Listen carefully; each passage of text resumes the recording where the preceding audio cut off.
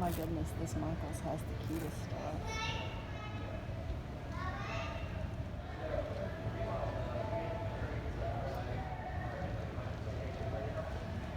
Oh, I love that.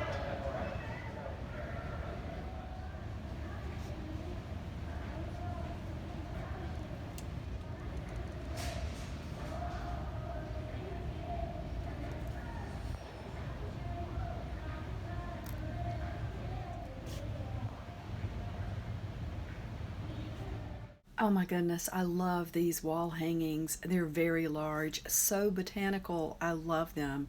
I just don't have room for something this big. And the flowers, of course, are gorgeous.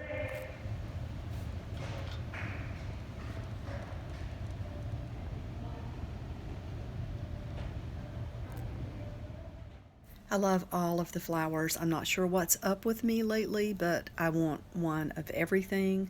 I actually even put some flowers in my element lately. I'll have to show you that soon. I know it's ridiculous. I think you can tell this Michaels is really bright. It's really open. It has the really high ceilings, so they've got banners hanging. I've heard some people say that they don't really like this bright open look. It can feel empty like this. I was pretty fascinated with it and actually pleased that all of the inventory seemed to be pretty neat and in its place. I know stores like this are very hard to maintain. There's a lot of stuff coming in all the time. Customers pick things up and put them down in other places. So I was really impressed with this store and I enjoyed looking around so much. Hey everybody, it's Lynn from A Bit of Birdsong. I'm so glad you're here. I am over in a part of Durham that I don't get to very often. I just left the South Point Mall area. I wanted to come over and visit the Michaels here. The Michaels in this area is, I believe, considered a flagship store. And it was recently remodeled to a certain degree. It's very, very bright. And they have so many items in this store. Much more than the one that is closest to me. I still love my Michaels a lot, and I did see some of the same things, a lot of the same things, but the spring decor, you know, the different flowers that you could get, I do believe they had more at this Michaels I just left. I ran into Target while I was over here. I picked up some hair coloring. Now, I always thought that I wouldn't color my hair, and I don't have a lot of gray, but I'm not crazy about the way the gray comes in. It's just like a shock of gray right over the ears, it seems like, in my family. I colored my hair for the first time ever. Well, I think as a teenager I tried it once or twice with henna or something like that. But, you know, after being the age of 20, I colored my hair for the first time about 6 months ago, and I really liked the results. I didn't go crazy with a different color.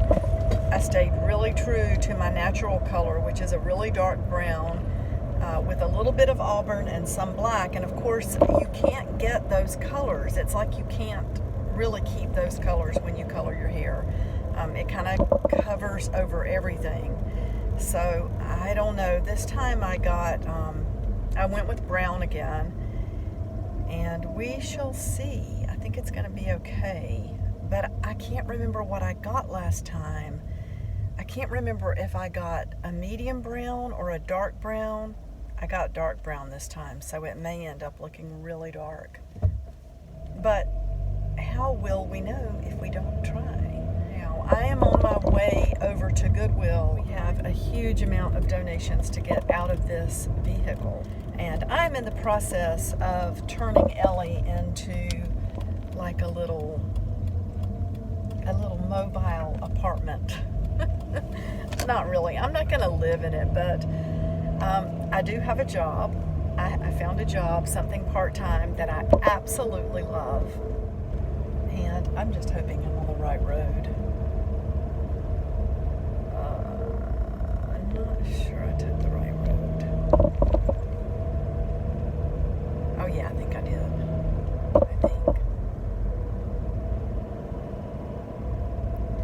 But I like to be able, even though I'm working part-time and I'm in retail again, and I love it. I've been here about a month. I didn't want to say anything until I knew that this was going to be the perfect fit.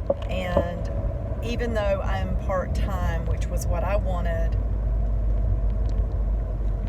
I do have days where I work a longer shift.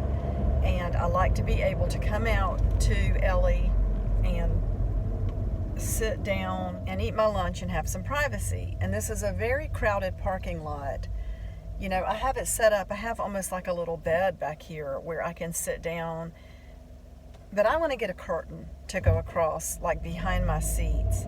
I was so annoyed the other day. I came out here and sat down. I sat down to eat a sandwich, and somebody pulled in across from me.